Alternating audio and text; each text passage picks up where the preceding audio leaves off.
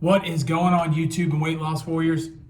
It's your boy C-Dub and I'm back with another video. And today I want to ask a simple question. Whose responsibility is your health? And we're going to talk about it right after this.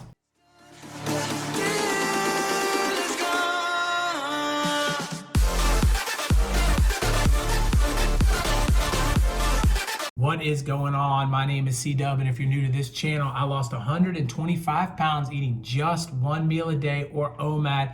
I'd like to welcome you. I started this channel to hook you up with tips, tricks, knowledge, and ideas that I've learned along the way in my journey to help you out on your journey.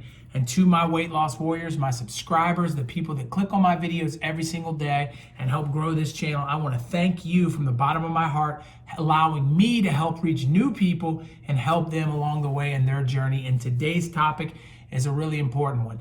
In my last video, I said a simple line, and I thought about it for a minute and said, you know what, I do need to make a video on it. And the simple line was, who's responsible for your health?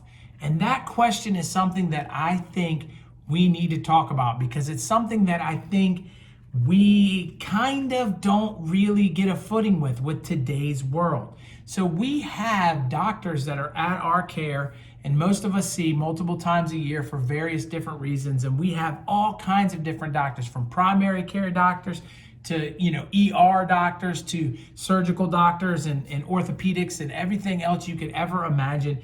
And all of these doctors are obviously a big part of our health, and we can, they can do tests and show us that we're insulin resistant, or show us that we're, having this health issue or that health issue.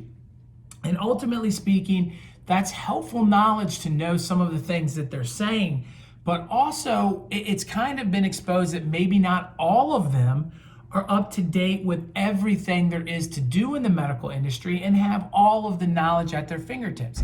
And so then you have things like Instagram that has different fitness gurus and different, people trying to help you there. And you've got things like YouTube, and I'm sure there's all kinds of other type of social media, applications out there and things that people are doing and giving you information. And there's a whole lot to wrap your head around. And this guy is telling you one thing and this guy is telling you another. And each one varies. And even in some instances, we have health experts that lots of people look up to that are changing their mind day in and day out. A good example of that is now Dr. Oz is all about intermittent fasting, where a year ago he wanted nothing to do with it and said it was unhealthy. So you've always got this constant back and forth going on between different people. And then you can find people within the section of health that you're believing in that also have the same kind of philosophies, but have some things that are hugely different. You might have an intermittent faster that tells you can eat whatever you want. You might have one that tells you need to do keto, and one that tells you need to go all, plant-based, and so forth and so on. And the information is just nonstop and endless. And then on top of that, you've got loved ones and people around you and coworkers, and all of them have opinions on your health. And so at the end of the day, who's responsible for it? I'm going to tell you right now that you're responsible for your health. If your health is not where it should be, it doesn't matter what your doctor thinks, or your favorite YouTuber thinks, or your Instagram person thinks. You have to find something that's going to get your health in a place that's better.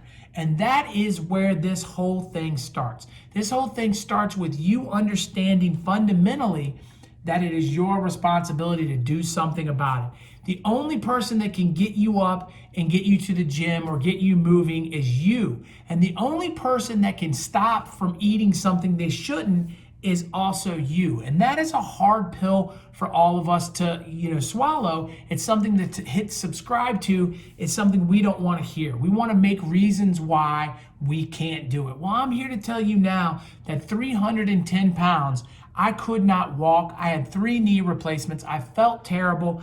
And I'm standing here with over 15,000 steps, going to the gym at least 3 to 4 times a week to lift weights. I've changed the way I do everything in my life. And I did it by doing small changes. And that's what I suggest you do to get your health back.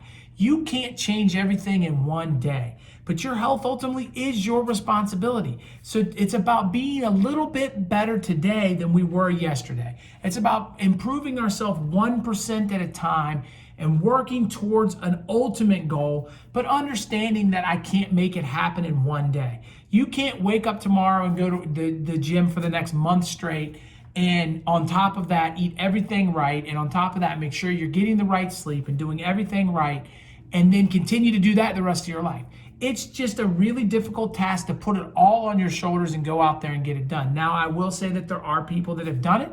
There are people that have just got up one day and said enough is enough and changed 180. But I'm going to tell you now that I started out by simply going on to a 16-8 diet with no rules and no regulations and nothing else that I needed to do except for eat within that 8-hour window. And that was it. And that 8-hour window kept shrinking. And as that 8-hour window kept shrinking, I felt better and better. I was able to move more and more and more. That got me walking. And even though some people would say that walking isn't the most important form of exercise, I kind of disagree with that. But ultimately, being able to walk allowed me to get different levels of fitness in other ways. And now I find myself improving every single day in both my cardiovascular health and my mental health. All of that started because I made a small, teeny change, and it can be for you too, but you have to keep grinding at it, and you have to be able to self-reflect and evaluate and say, this is a time in which maybe I'm reaching a plateau, or maybe I'm feeling really good and comfortable where I'm at now, that I've added these 2 things in, let me add one more thing, and when I get comfortable there, let me add another thing, and get your health back. Because at the end of the day, your health is 100% your responsibility. I hope this was helpful. I know you guys, I appreciate your support. I got a video popping up right here talking about why you should do intermittent fasting. And over here, it's my face. Click on it and subscribe to this channel. I appreciate your support. Thank you so much for being a weight loss warrior and watching this video. Catch you on the next one. Peace.